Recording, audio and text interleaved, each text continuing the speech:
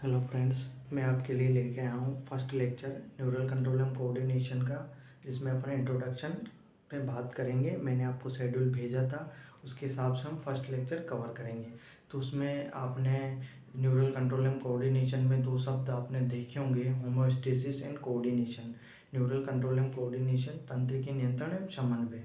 तो आपने सबसे पहले होमोस्टेसिस शब्द देखा होगा, सम अवस्था उसे हिंदी में बोलते हैं। तो ये क्या होता है, शरीर की जो वर्किंग स्ट्रेंथ है, बॉडी की जो वर्किंग स्ट्रेंथ है, उसको नियंत्रित करने का काम ये जो कोऑर्डिनेशन के द्वारा किया जाता है।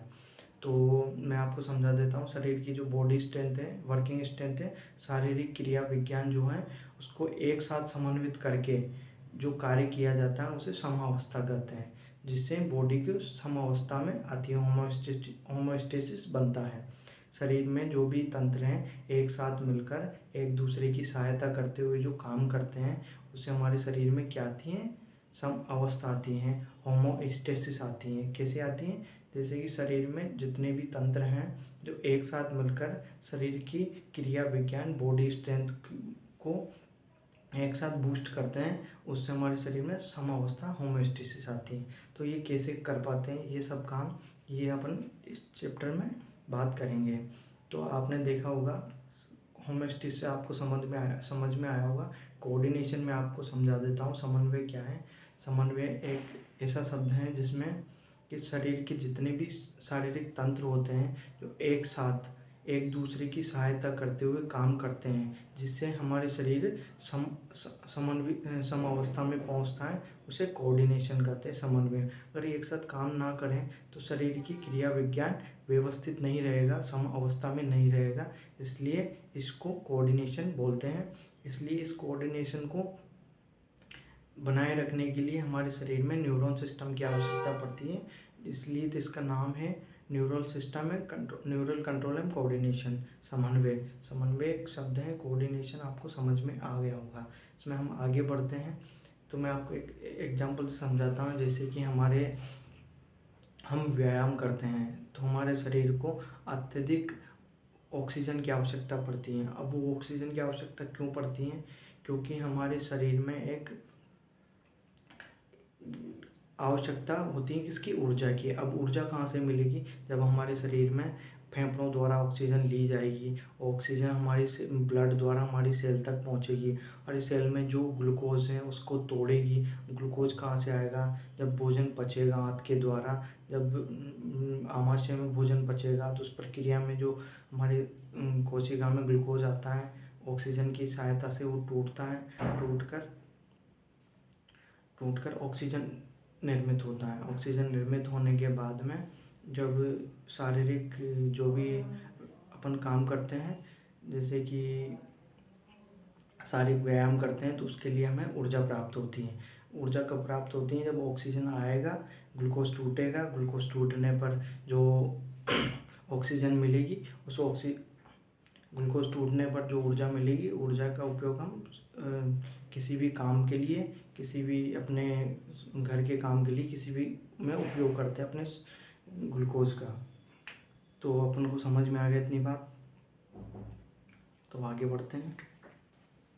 इसमें इंट्रोडक्शन में लेक्चर फर्स्ट है neural control and coordination, endocrine system. ये नेक्स्ट लेक्चर है अपना।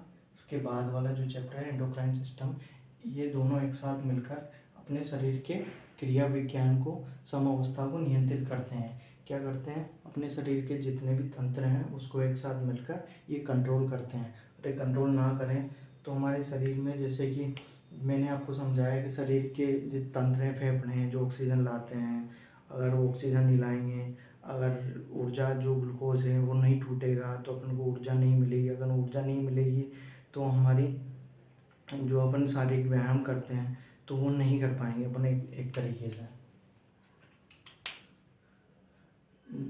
तो अपन आगे बढ़ते हैं। तो न्यूरॉन में क्या होता है, यहाँ पे जो नर्व इम्पल्स क्रिएट होती हैं, नर्व इम्पल्स जो है एक्सॉन के माध्यम से नर्व फाइबर से आगे बढ़ती हैं और टारगेट ऑर्गन तक पहुँचती हैं।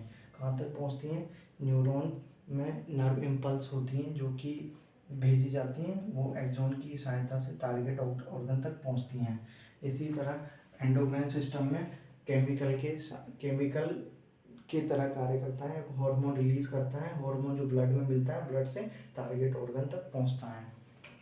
तो नर्व सिस्टम किस तरीके से कार्य करता है? ऑर्गेनाइज नेटवर्क, ये क्या करता है? Organise network of point to point connection, ये क्या करता है? बिंदु दर बिंदु कनेक्शन बनाता है और ये अपने हार्मोन को रिलीज करता है ब्लड में, ब्लड से टारगेट ऑर्गन तक पहुंचता है। बल्कि ये न्यूरॉन सिस्टम है जो ऐसा नहीं करता है, यह खुद बिंदु दर बिंदु पॉइंट टू पॉइंट कनेक्शन बनाता है और अपने जो मैसेज हैं जो और सेंट्रल नर्व सिस्टम से अपना जो मैसेज हैं उसको ऑर्गन तक पहुंचाता है।